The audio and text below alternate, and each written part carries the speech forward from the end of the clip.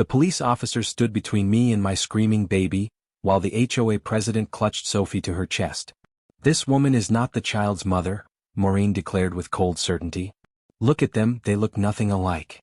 My world collapsed as I realized what was happening. She kidnapped my daughter because we didn't look related. Before watching full story, comment below from where you watching. Also like and subscribe for more Karen stories. The moment I heard Sophie's cries through the baby monitor, my heart stopped. It wasn't her usual hungry cry or her tired whimper. This was different, desperate and muffled. I dropped the laundry basket and ran across our small suburban home, my bare feet slapping against the hardwood floors. The nursery door was wide open. The gentle lavender curtains I'd sewn myself billowed in the breeze from the open window. Sophie's crib was empty. My baby was gone. "Sophie!" I screamed, spinning around the room as if she might appear in a corner. The stuffed elephant she never slept without lay abandoned on the floor. A wave of nausea hit me as I spotted muddy footprints leading from the window to the crib and back. Someone had taken my daughter. I grabbed my phone with trembling hands and dialed 911, tears already streaming down my face. "My baby's been kidnapped," I choked out between sobs. "Someone took her from her crib. Please help me." While giving the dispatcher my address, I heard a commotion outside. I rushed to the window and saw her, Maureen Wilkins, the self-appointed queen of our homeowners association, standing in her perfectly manicured yard across the street. In her arms was my Sophie, who was wailing and reaching out toward our house. I dropped the phone and ran. I didn't even stop to put on shoes. "Give me my baby," I screamed as I crossed the street. "What are you doing with her?" Maureen turned to me with a cold smile that didn't reach her eyes. At 58, she was immaculately put together as always, pearls gleaming at her neck, not a gray hair visible in her blonde bob. She had moved to Oak Ridge Estates long before young families like mine started buying homes here, and she made it clear daily that she disapproved of the neighborhood's changing demographics. "Mrs. Chin is here, officers," she said, and I realized there were 2 police officers standing in her driveway that I hadn't even noticed in my panic. "This is exactly what I was telling you about. What's going on?" I demanded, reaching for Sophie. Maureen stepped back, turning her body to keep my baby from me. Sophie cried harder, her little arms stretched toward me. "Ma'am, we received a report of suspicious activity," one officer said. His name tag read, Matthews. "Ms. Wilkins here says she has concerns about the welfare of this child." I stared at him, uncomprehending. "She broke into my house and stole my daughter from her crib." "That's not what happened," Maureen cut in smoothly. "I was gardening when I heard this poor child crying for nearly an hour. No one came to help her. I went to check on her welfare and the window was already open. An officer, as I was explaining, there's something very suspicious going on. This woman is not this child's mother." My mouth fell open in shock. "What are you talking about?" "I gave birth to Sophie at Memorial Hospital 11 months ago." Maureen's eyes narrowed. "Then why does she look nothing like you? And why have I seen different women coming and going from your house at all hours? I believe this child was illegally adopted or worse." The accusation hit me like a physical blow. Sophie had inherited her father Michael's fair complexion and blue eyes, while I had my mother's Chinese features. It wasn't the first time someone had questioned our relationship, but never like this. Never with police involved and my child in someone else's arms. "My husband is white," I said through gritted teeth. "Sophie looks like him. He's away on a business trip right now. Please just call him. His name is Michael Chin." "A likely story," Maureen sniffed. "Officers, I've documented everything. The women coming and going, the crying at odd hours. This neighborhood has strict rules about running businesses from homes, and I suspect something very illegal is happening here." I realized with horror what she was implying. The women coming and going were my sister and my mother, who helped with Sophie while I worked from home as a graphic designer. Officer Matthews looked uncomfortable. "Ma'am, we need to sort this out. Do you have identification and proof of relationship to the child?" "In my house." "Which I ran out of because she took my baby," I said, my voice rising with each word. Sophie was getting more distressed, her face red and tear-streaked. "Please at least let me hold her. She's scared."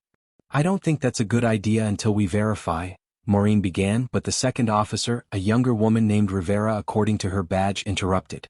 "Ms. Wilkins, the child is clearly trying to get to her. Let's all go inside Mrs. Chen's home and sort this out calmly."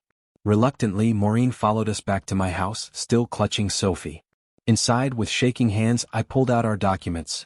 Sophie's birth certificate with my name listed as mother, our family photos, my ID. See? She's mine. I'm her mother, I said, spreading everything on the kitchen table. Now please give me my daughter. Officer Rivera nodded to Maureen, who finally, grudgingly, handed Sophie to me. My baby immediately stopped crying and clung to me, burying her face in my neck. The relief was overwhelming. Ms. Wilkins, Officer Matthews said slowly, you entered this woman's home without permission and removed her child. That's breaking and entering and kidnapping. Maureen's face flushed. I was protecting a child I believed was in danger. I'm the head of the HOA.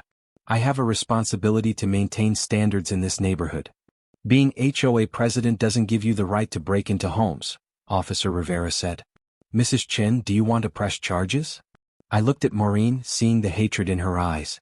She'd made my life difficult since we moved in 6 months ago. Complaints about our mailbox being the wrong shade of black, citations for having Sophie's stroller visible on our porch, anonymous reports to the HOA about cooking smells, when my mother made traditional Chinese food. But this was different.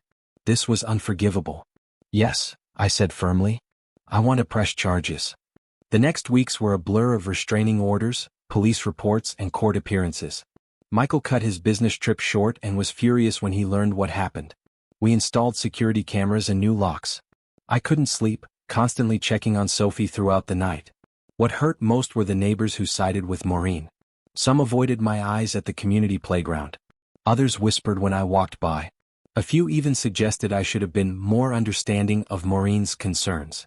But there were unexpected allies too. The Patels next door brought us dinner and watched Sophie while we met with lawyers. Mrs. Rodriguez from down the street organized a neighborhood meeting to discuss recent events, and made it clear that entering someone's home and taking their child was not neighborhood watch behavior.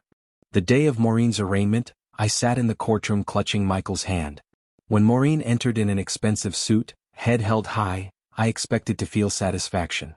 Instead, I just felt tired. All rise, the bailiff called.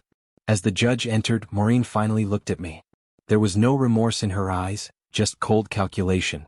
I realized then that she still believed she was right.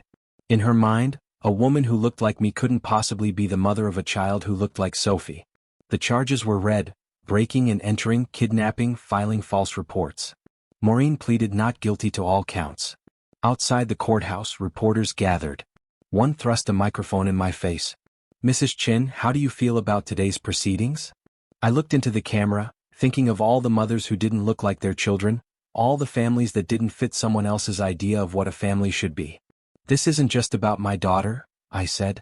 It's about who gets to decide what a family looks like. It's about who belongs where. My daughter belongs with me, her mother. My family belongs in our home, in our neighborhood. And no one, especially not someone who claims to protect community standards, has the right to decide otherwise. The trial date was set for 6 months later. In that time, the HOA held emergency elections. Maureen was voted out unanimously, replaced by Mrs. Rodriguez.